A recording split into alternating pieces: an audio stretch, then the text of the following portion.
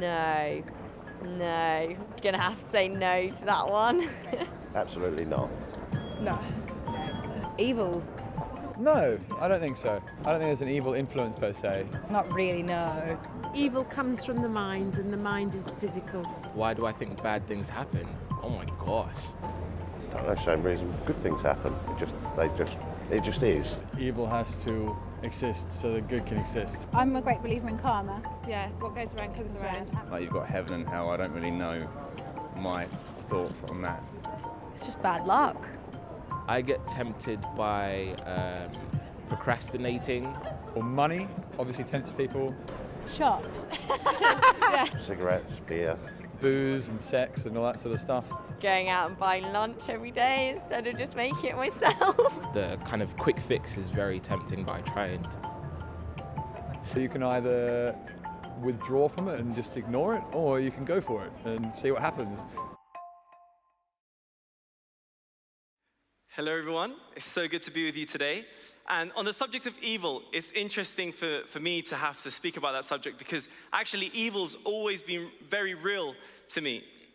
I've always actually had to wonder if good existed. I was actually born in Miami. My family are Colombian. And actually at the time that I was born, my mom was actually in prison. My mom was involved in the drug world in Miami, along with my dad. And when I was born, it was a real mess. They would always argue, they would always fight. I remember one night in particular, when I was growing up, I used to have dreams about it, that my mom and my dad, they had a fight. And I was wandering the streets of Miami with my mom for many hours. And this happened for a few years until my family who were here in the UK found out about it. And my nan brought me over. My mom had to go to rehab. And when I came over to the UK, I kind of found out that the rest of my family were kind of all in the same situation. They were either all going into recovery, coming out of recovery, or still struggling with addiction and with not living a normal life. So it was a difficult environment from the very beginning to grow up in. There's been no divorces in my family because there's been no marriages. There's not one male father figure in my family. And I remember actually always feeling quite different to everybody at school. I remember going to school and then going to my friend's house and I would see their family structures and they would kind of, at a certain time, it was probably normally around 6:30, I'd see my friends kind of with their family gather around a table and eat together and talk, and I always used to wonder what that must feel like. And I always used to wish, I remember saying actually, one day, I'm gonna sit around a table with my wife, my children, and I'm gonna ask my children how their day went. Because I never got to experience that as I grew up. And my nan was kind of like the glue that held the small pieces of my family together. But when I was 14, unfortunately, she passed away, and any resemblance to like a family that I had kind of broke away. And at school, things just took a turn for the worst. I ended up leaving school with no GCSEs. I got involved with the wrong crowd. At the age of 17, I went to prison. And when I was in prison, genuinely, I thought things would change. Genuinely, I thought I would come out and things would just get better. But actually, I came out and everything just got a whole lot worse. I got involved with more senior players in the kind of drug world, and my life just revolved around drugs and crime, and it was just a complete mess. I remember at the peak of that mess in my life, I remember at one point I was awake for 5 days without eating or sleeping, and I was just thinking there must be a way out of this. Although I was awake for 5 days without eating and sleeping, a good part of it was that I did look ripped, but it wasn't worth it. And I always used to think and know that there was evil. And I had a friend actually around that time who was a Christian. And he would kind of try and talk to me about this God thing. And I kind of was never really interested, but he kind of explained to me how evil worked. And he kind of said it was kind of like this triple alliance, that evil was kind of like the things in the world, the things around us. And I could know that by my experience that there was evil in the world through vices, through crime, through different things that we can watch and do. And I kind of was aware of that. So there's kind of evil in the world.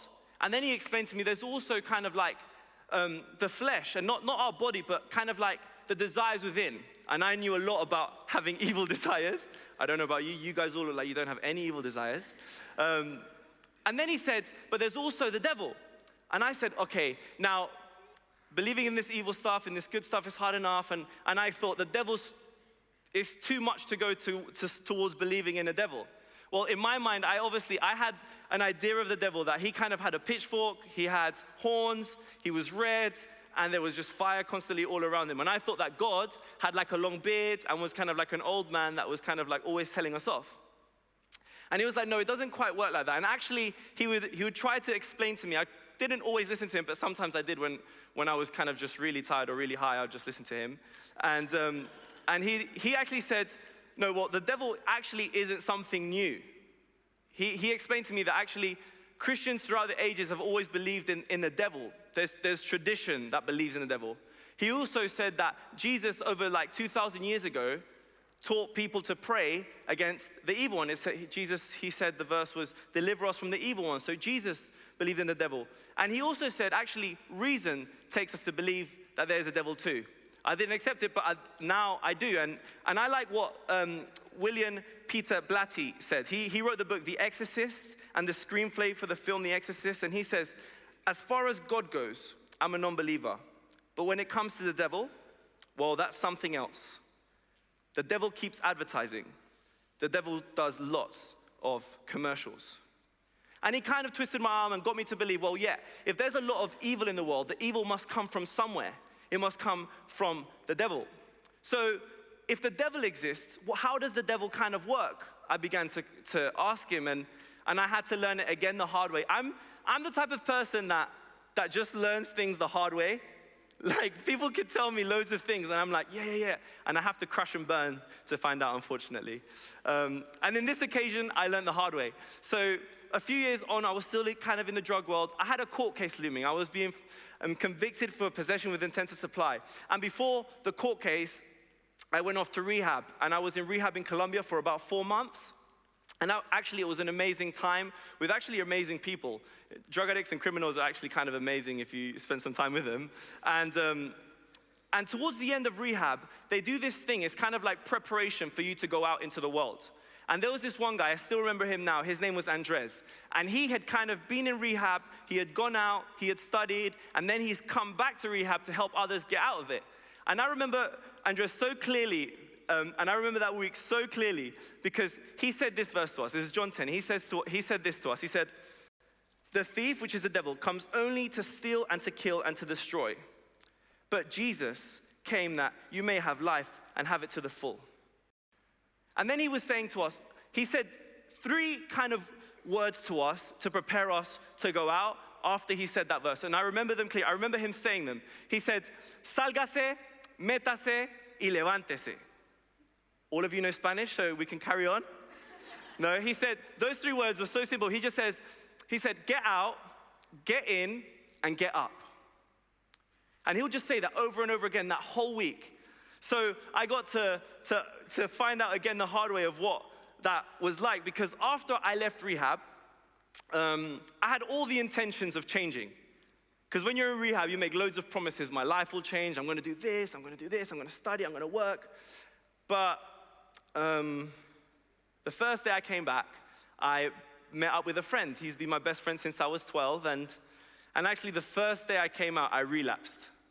I went back into the drug world. And I only did it once, but that was a Friday. And then I said, okay, I won't do it again. And then Sunday, I went out again. And then before you knew it, for about 1.5 years, I was in the same situation. And Andres' words to get out just were ringing clear in my mind. And when I look back at what it felt like and what caused me to stay in the same situation, I look back and I realized actually when I was around those people, the first thing that they always did was that they doubted that I would ever change. They said, okay, Fernando, I'm sure you went to rehab, but you're always going to be the same. You're never really going to change. You're never really going to stop. Then the next thing that would always happen, when I was around those people, there'd always be things that would tempt me. There'd always be drugs or the things that I know I'd fall for. They were always around me. One day I'd be able to say no, but sooner or later I'd fall for them. And the other thing was that there was always deception. They'd always say, okay, fine, you've changed, okay, but why don't you just do it once and just do it on, they just say, why don't you just do it on Saturdays? That way on Sundays you can rest. And I thought, that's such a good idea. But actually, Saturdays went into Sundays, went into Mondays, went into Tuesdays, Wednesdays, and eventually I was just going around and round, around in circles. And actually, this is actually how the enemy works. This is how the devil works. These are his tactics. And actually, even from the beginning in the book of Genesis, the devil appears as a serpent and he says to Adam and Eve, he creates doubt in their minds. And he says to them, did God really say? And then he appears to Jesus when he's in the wilderness and he tempts Jesus and says to Jesus, if you are the Son of God. And then again in Adam and Eve, he says to them, surely you won't die, even though God had just told them they would die if they ate of the tree. Because the enemy always works through doubt, temptation, and deception. So when I look back at what Andres said and he said, get out, it's how we use wisdom and how I could use wisdom in situations that I was around that caused doubt, temptation, or deception. And when he means get out, he doesn't mean completely isolate yourself from the whole world. No, of course not. But it's using wisdom in certain situations that could create doubt, temptation, or deception that would lure us back to do the things that maybe perhaps we don't want to do. Because in James it says this, resist the devil and he will flee from you. Draw near to God and he will draw near to you. Then Colossians says, he has delivered us from the dominion of darkness and transferred us to the kingdom of the Son he loves. So the first thing is get out. Resist the devil, resist those places, at least for a while. And then get in. Because Jesus, spiritually, he's transferred us from the kingdom of darkness to the kingdom of light. And sometimes things fall away instantly, sometimes things fall away quite quickly, but sometimes other things take a while to break away from our life. But we also have to learn to habit the kingdom of Jesus and where Jesus wants us to be. And I think it's important for us to get in to his church and be surrounded by people who are further ahead of us, who have kind of done this thing and can guide us and help us along the path. I remember I used to go to this church, and this church was amazing. It was called Christian Community of London. It was a Latin American church. They met in a sports hall, and the church services would go on for like three and a half hours. They would have choreographed dance routines to the worship. So if you guys, if you want to start that at Alpha, we could speak to Stephen, we could sort something out. And it was amazing. And I remember I'd always used to go to the church after being a complete mess, after failing, after making mistakes. And the pastor there, his name was Pastor Edmundo. He's actually a complete legend. He came to England like 30 years ago, doesn't speak a word of English, but planted this church to all these Latin American people that grew to almost like 2,000 people, and he's an absolute boss. And I always used to say to him, I'm struggling, I keep doing the same things I don't want to do, I don't know what to do, help me, help me, help me. And he'd always just sit me down, and he has so much peace. I've never met so much peace that it actually makes me anxious. And he'd explain, Fernando, what you're living in is a battle. It's not a joke. What you're living in is actually a battle. And he referred me to this verse in Ephesians. And he said, Fernando, what you're doing, you're living in a battle. And it's important for when you're in the battle to understand how to fight in this battle and how to resist evil. We're also fighting a battle against evil. And in Ephesians 6, the Apostle Paul writes this. And I'm going to start from verse 11. It says, put on the full armor of God so that you can take your stand against the devil's schemes. For our struggle is not against flesh and blood, but against the rulers, against the authorities, against the powers of this dark world, and against the spiritual forces of evil in the heavenly realms. Therefore, put on the full armor of God so that when the day of evil come, you may be able to stand your ground. So, verse 14 says, stand firm then, with the belt of truth buckled around your waist, with the breastplate of righteousness in place, and with your feet fitted with the readiness that comes from the gospel of peace. So the first kind of thing that the Apostle Paul tells us to wear, and that Pastor Edmundo would always tell me to wear is this belt of truth. Now, I kind of didn't really understand what that meant, but he explained it to me like this, and he said this quote to me. He said, Mother Teresa, so the moment he says Mother Teresa, after that is always going to be right. So he said, Mother Teresa says this, get in with God and don't do whatever you know to be wrong. And I kind of didn't quite understand that. And he was so strong on the life of integrity, of living a life of integrity. And he explained integrity like being roots that dug deep into the ground. And you and I are like the trees. And actually, the more integrity we live with, the stronger that belt of truth is, of integrity in our lives, the deeper those roots go into the ground, and the stronger we can be as trees. Putting on the belt of truth and living a life of integrity is actually what keeps this whole suit together. Then, the breastplate of righteousness. Getting into church has also got me to get into, I've been counseling actually now for 3 years. Actually, last Friday was my last counseling session. We finished 3 years of counseling, which was amazing, and I've been seeing a mentor. And after talking through a lot of the things that happen in my life, I realized that a lot of the kind of problems and a lot of the situations in my life actually are kind of a result of unforgiveness. And getting into church and this breastplate of righteousness also means kind of like learning to forgive. And it's hard. It's long, it's difficult to talk about the situations, it's difficult to remember it and speak about them, and it's actually difficult to forgive. But actually, when we forgive, we kind of like close the door for resentment to build in our lives, and we close the door for the enemy to have a foothold in our lives. That breastplate of righteousness is key to protect us, and forgiveness is key to holding that in place. And then finally it says, have your feet shodded with the readiness of the gospel. After being in that church for a year or so, I started to study. I managed to do this access course, which got me into uni. And then I was studying and light started to come into my life. And I was studying to become a stockbroker. So I guess not too much light came into my life. But about 1 year in, somebody asked me, said, Fernando, why don't you come to help us with this Bible study in Roehampton? Now, at first I was a bit scared because basically I was still failing all the time. I hardly read the Bible, and I was barely getting into church on Sundays, but I said, okay, let's go.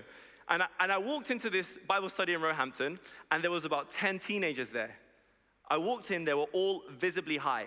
Their eyes were bloodshot red, and they were kind of like so zoned out that I didn't think they could hear anything. And basically, the person who invited me to the Bible study said, okay, you do a talk that day. And obviously, I wasn't really reading the Bible. I didn't really know what to say. So it took me like a whole week to prepare like a 7-minute talk for them. And I did it, and I thought, oh, they're never gonna come back. They invited us the next week, and they kept on coming.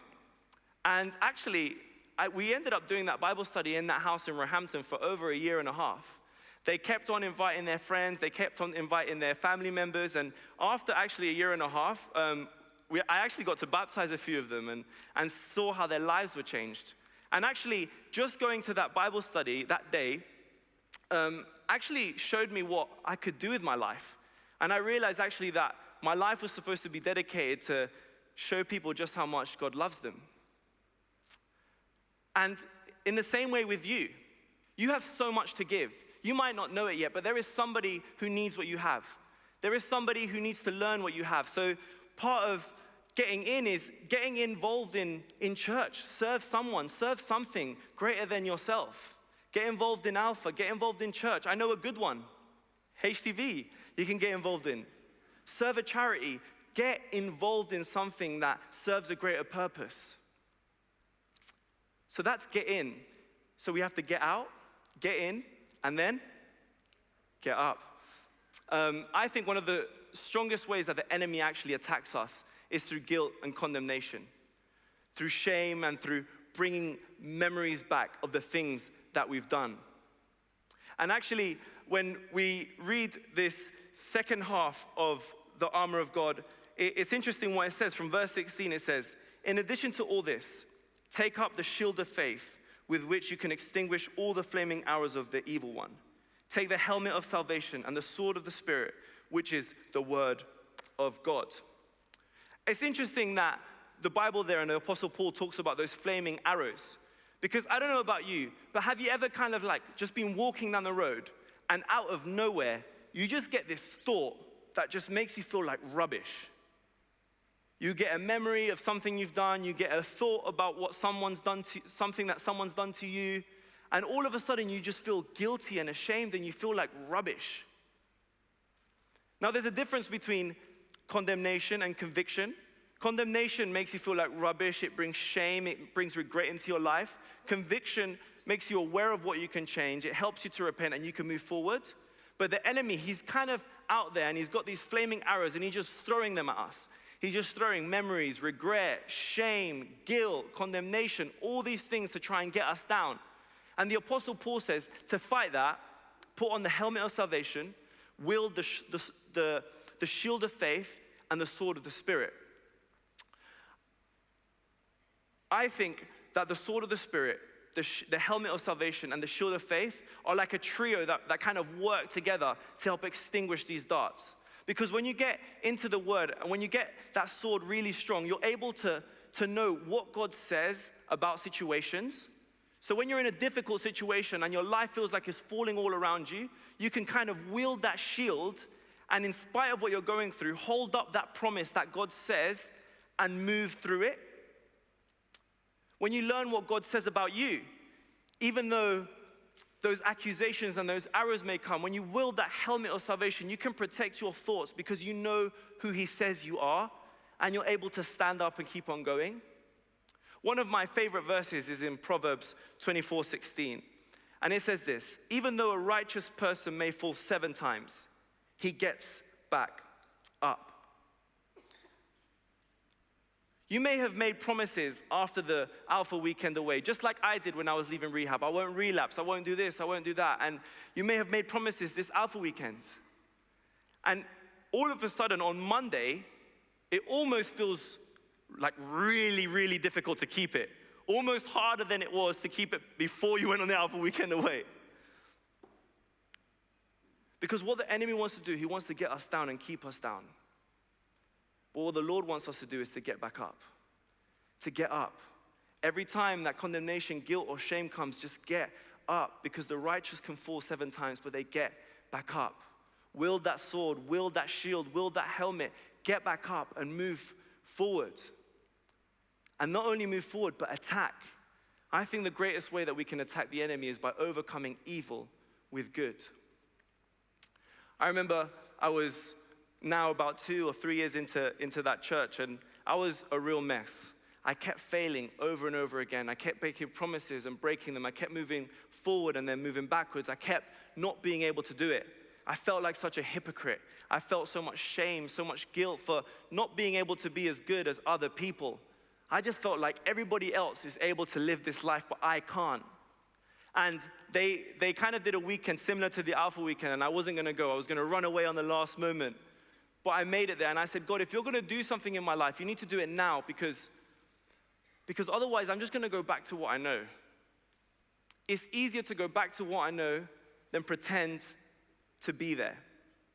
Than to pretend and be around everybody else who can make it. I prefer to just go back to what I know.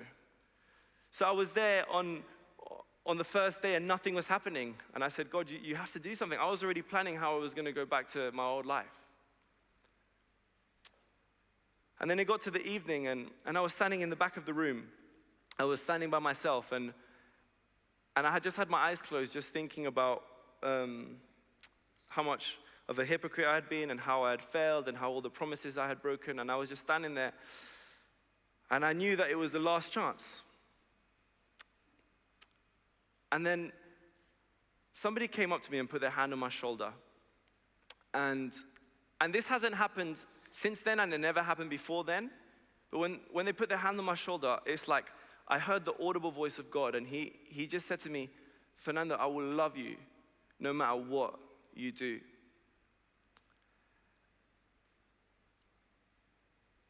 And the moment I heard that voice, it was like rivers of love were just pouring through my veins.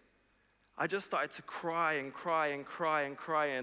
And that night I couldn't sleep because of the excitement of knowing that what God thought about my situation and what God thought about me, the helmet and the shield, that almost when I got back, I was able to automatically shift some of the things that were holding me back. Some of them took a lot longer, but some of them were able to shift straight away. But automatically, I just began to fight against the enemy and overcome the evil that he had done in my life with good. So I still had that Roehampton Bible study. That was on Mondays. And then I opened 4 others. So I had like a Bible study on Monday, on Tuesday, on Wednesday, on Thursday, on Friday. Each of them with like 10 or 15 teenagers from different parts of London. I was loving it. And it was like nothing could hold me back. And after doing that for a while, I managed to finish university. I finished university in international business with Spanish, and I became a missionary for an organization called London City Mission. And we basically went to a council estate in Bermondsey, which is like one of the most deprived parts of London and hardest people to reach actually in London. And we basically opened like a gym for the young boys in that area. And we basically said to them, come and have a free gym session. And when they'll come for the free gym session, afterwards we'll do a Bible study with them. And through that, we got a lot of them on the Alpha course, a lot of them into church, a lot of them following Jesus. After I was in that for a while, God opened the doors for me to be a student pastor and come to HTB, which was really interesting actually, because when I became a student pastor, I still didn't have my GCSEs, and actually to this day, I'll tell you a secret, I still don't have English and math GCSEs. But I was actually pastoring people who had been to Cambridge, who were studying to be doctors, who were going to Imperial. Some of them are here now and looking at me. And it was just amazing about how God could do that transformation. Through that time also, we started that charity that he was talking about, Well Water. And it's really about just developing young people and encouraging them that they can make a difference in the world. Then the door opened for me to go for ordination. I was not around this Church of England stuff, so I didn't really know what it was, but they put me forward, and by the grace of God, they accepted me. I managed to finish this master's, and I graduate this month. I get ordained in July, and